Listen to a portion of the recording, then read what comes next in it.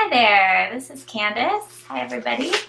Glad that you're here. Today I'm going to talk through the preparation checklist that I emailed you guys. So I have the list here and I'm just gonna one by one go through these with you and hopefully make some sense out of them for you. The first one is to fill out the online intake that I sent you. That's just going to be helpful for me in knowing a little bit of your background for when we have our energy support session together in the next week. So do your best on that. If there's anything that you feel is confidential and you don't want to share, that's fine. You can leave that out. But anything that would be helpful to our conversation, put in there for me. The second item here is to sign and return that waiver, and that's really important before our session that you get that into me. It's just a medical waiver signing that you understand that this is not, I'm not a doctor, that this is not a medical group, but rather a support and education group, and that that my recommendations are not medical advice. So always to remember to talk to your doctor if you have concerns or making a big change. Then you should have an email from me in your inbox giving you some times that I'm available to set up a session for our 20-minute consultation, our 20-minute energy support session. I will give you a heads up that I am waiting any day, any moment for my little sister to call. She is expecting her first baby. I think her due date was actually yesterday. So if it happens that I have to go, then I may have to reschedule an appointment, but we're just gonna go ahead and make plans because of course we don't know when that's coming. But I will be driving to Waco, which is like 7 hours away. So it may mess up my schedule a little bit more than if she were in town or something. So just a heads up for you. But because it's over the phone, after the birth or whatever, I may even have time when I'm there. So we'll figure something out and reschedule as quickly as possible. The next piece is to gather your supplements. So I wanted to do a little explaining about the supplements. These are optional. They're ways to give you some relief quickly. The other things we'll be doing in the program are kind of more deep healing strategies that will help you to have more longer term success with having more energy and feeling more healthy. But these really give you some right away energy and support for your body. So what I would want you to do is just pick the ones that are most appealing to you. You don't necessarily have to do them all. You can do them all, but you don't have to. And I like to think about, what do I already have? You might have one of these teas already. You might have an essential oil. I have a list of other energizing oils. I'll post this on the Facebook page too.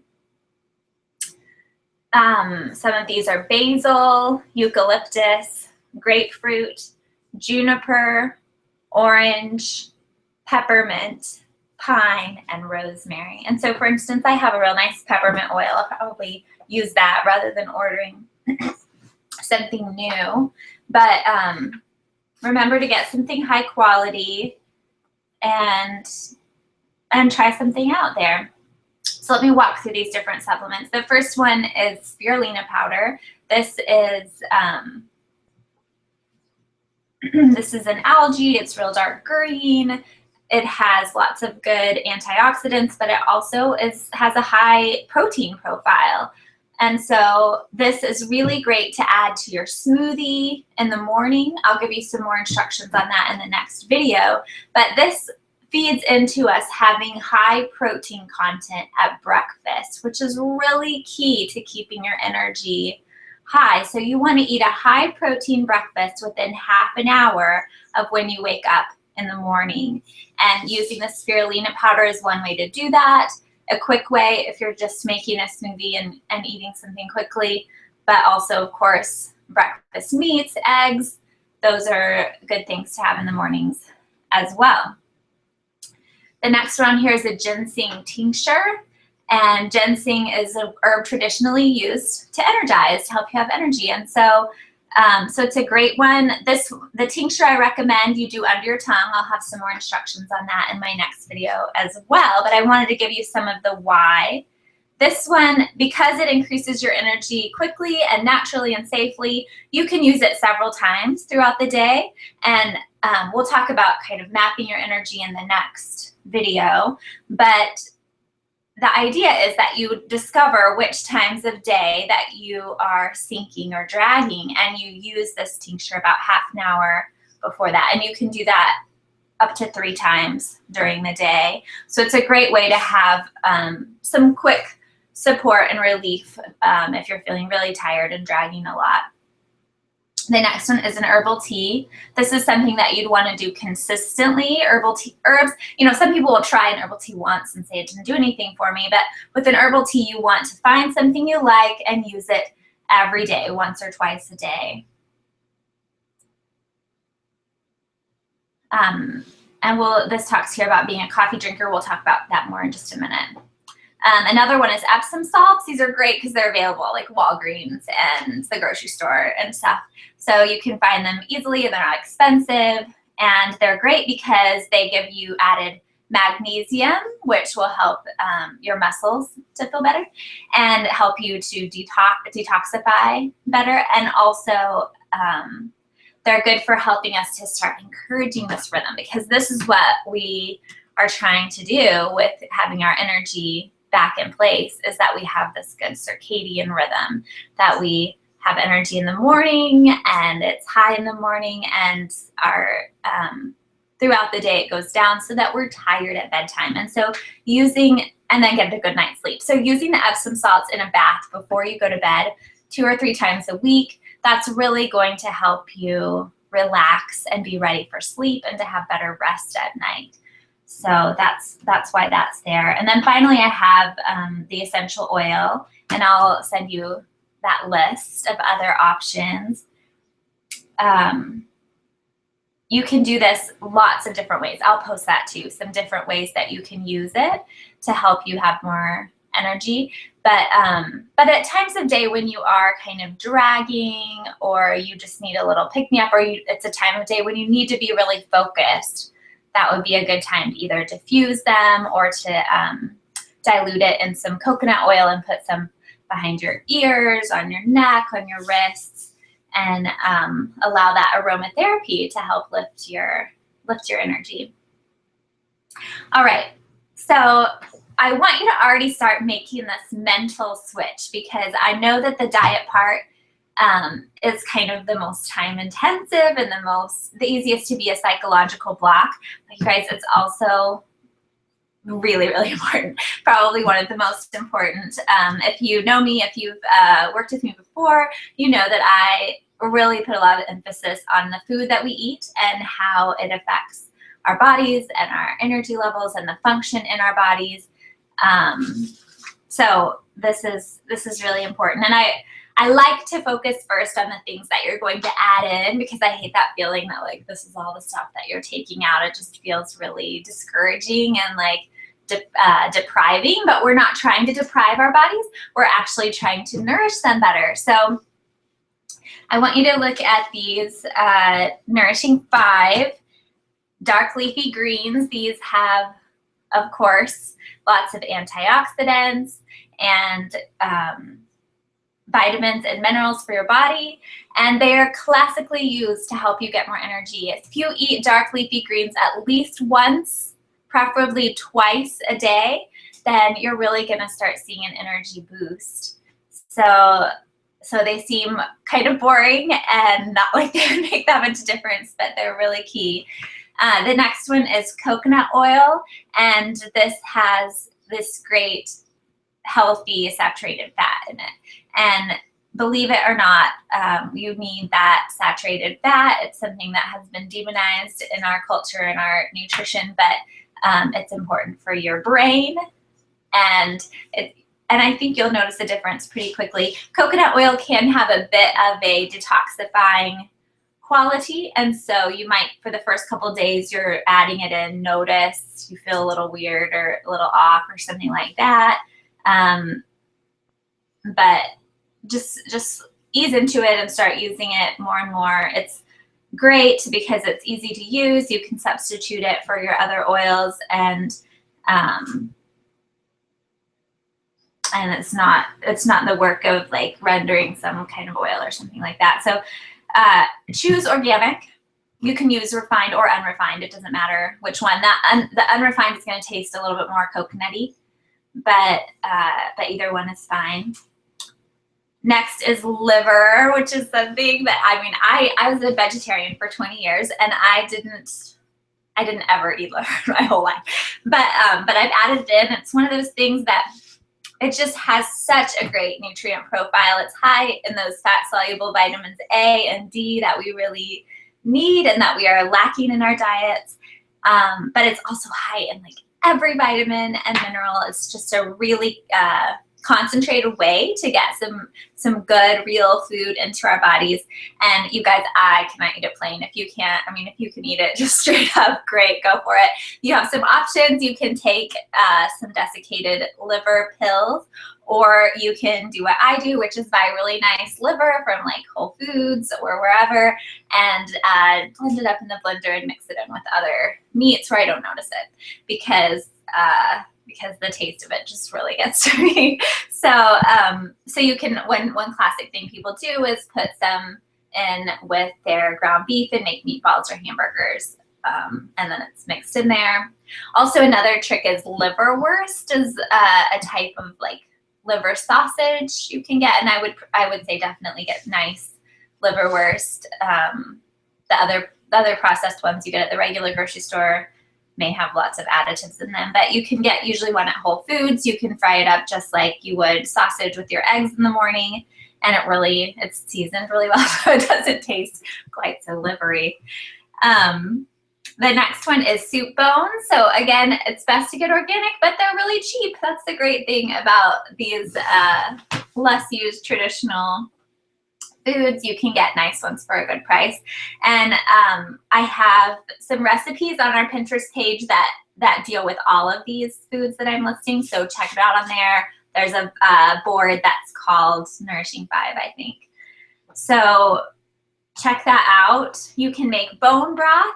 This is going to give you so many great trace minerals and nutrients that are going to help your hair and your skin, and it has gelatin in it, which is also really good for your energy. So I highly recommend doing this. You can do it in a crock pot, even if you're gone all day. You don't have to be there to watch it all day long. And you can use it to cook your rice in. You can use it to make soups. You can use it just to drink, add salt and some herbs or something and drink it in the morning. It's just so nourishing for your body. So go ahead, give it a try. If you're feeling adventurous, add in some chicken feet as well as the bones. That will definitely help your skin and nails and give you even more great benefits. The next one is berries. These are low in sugar. Strawberries, raspberries, blueberries, blackberries. They're more expensive, I know, so it's kind of a bummer. But you can get some frozen ones, put them in your smoothie. They're high in antioxidants, and you can focus on them as opposed to some of the sweeter fruits like bananas or pineapples or mango. It's really tempting when we do a diet like this to just eat a lot of fruit. So if you're going to eat a lot of fruit, try to eat these berries. Okay, great. Now, as far as eliminating items, I'm going to walk through that. I have made a really reasonable diet for you, I think. There are lots of stricter ones out there, but I zeroed in on what's going to give us the biggest bang for our buck here and what's going to really make a difference for you.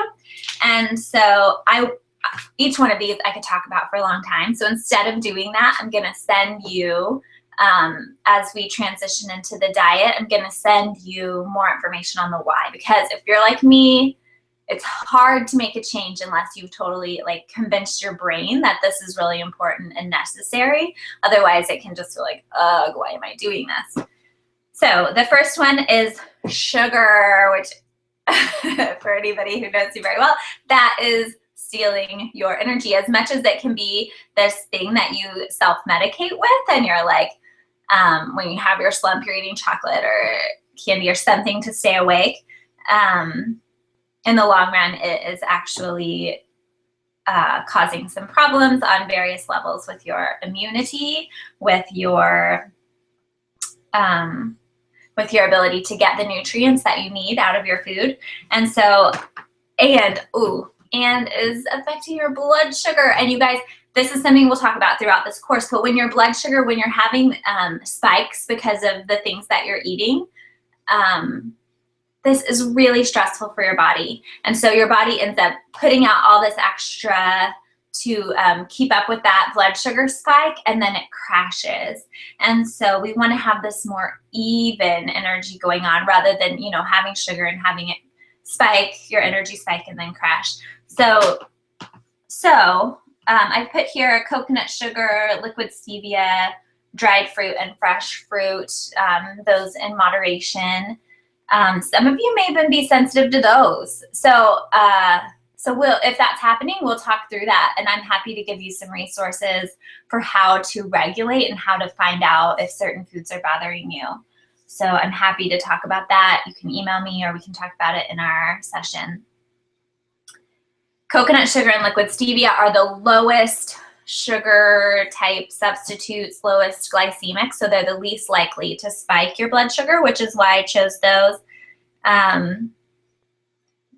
Dried fruit, if you buy dried fruit, you have to find something that doesn't have sugar in it. So you've got to turn that container over and look at those ingredients and read through them. Not that number that says how many sugars, but what's actually listed in the ingredients. You want it to say raisins or whatever and not anything else. Or you want it to say, just the name of the fruit. Maybe there's something added for keeping the color. But there should be no sugar of any kind in there. And if you need help knowing which ingredients are sugar, then just email me what's going on and I'll tell you. The next one is alcohol. This again spikes your blood sugar. There are some low sugar alcohols, and as you transition out of this, you may want to look into what your best options are there. But for this program, it's really important that you cut out alcohol. The next one is gluten. Obviously, there's so much buzz around this.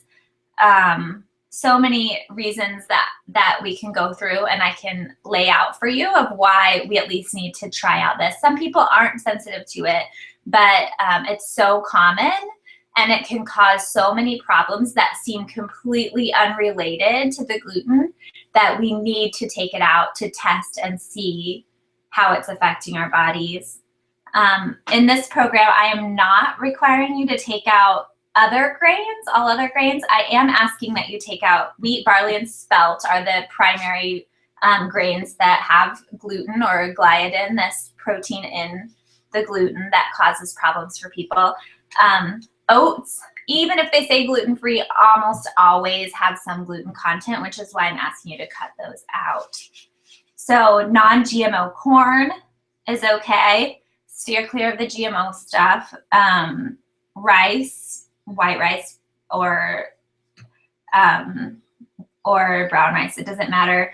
What you need to remember is that it's even better with your grains if you can soak them overnight the night before. So I'll send you a tutorial on doing that. It's like really easy. It takes 2 minutes. And then you have something that's easier for your body to digest, which then means if it's having an easier time digesting, there's more energy for you. So that's important. Buckwheat is another one, and you can make pancakes with it. I'll also send you some grain-free pancake recipes to use as well. You can also take buckwheat just regular and make it kind of like oatmeal for breakfast. Just be sure that you're getting protein with it. Don't eat just that and fruit. You're going to need more protein than that for breakfast. The next one, caffeine. this again is like sugar, and that it gives you that quick spike and you feel better for a little while, but in the long run, it is draining your energy. And so we want to cut that out, but you have this week to sort of wean yourself off. And some good ways to do that are either switching to green tea or something with less caffeine than coffee. And a second option is to do a bulletproof coffee recipe. These include like some good fats with them, butter or coconut oil, and this helps your body to process that a little bit better so that you're not having that giant spike, so it's more of an even energy. So I encourage you to think about that and give that a try. The next one we're going to cut out is dairy. This can be so hard. I'm telling you guys, like this was the hardest one for me to give up in my life because it's like a comfort food and it seems like, well, it's protein and it's healthy and it's hard to know. Yeah, you think, will it really matter that much? But I recommend doing it for this time and just seeing, because sometimes the things that we're most attached to are oddly enough the things that are causing us problems. And so once you get off of it, I think you'll really find that you'll find other substitutes and things that you, not necessarily dairy substitutes, but things that give you that same craving that you're having and are more nourishing for you. And again, I will send you some information, more information on why, but this includes milk, cheese, butter, yogurt, dairy, ice cream, all these things. Some people fail to leave out the butter. You can use ghee, which is butter that has been refined in such a way that it doesn't have some of the allergenic properties that it did before, and I can send you a recipe for how to make that if you're interested. Or I think you can buy it, but it's kind of expensive, so I usually make it if I'm going to do it. I don't recommend using soy as a substitute. It's one of the top allergens. It can cause a lot of problems. I find that soy is pretty easy to take out of our diets, or for me anyway, I don't use that much. You can get a soy sauce that like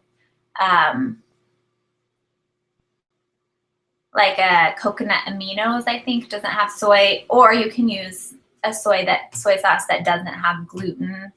There are several of those. And a fermented soy is better than regular soy. But any kinds of soy milk or soy cheeses, let's just not even go there. Usually they're also GMO and can cause a lot of problems. So if you are going to do some kind of milk substitute, choose coconut milk or almond milk and try to find one without preservatives. You can also make your own, but that's, again, a time-consuming thing. But if you're interested, there's lots of recipes online. Finally, I'm asking you to take this metabolic typing quiz.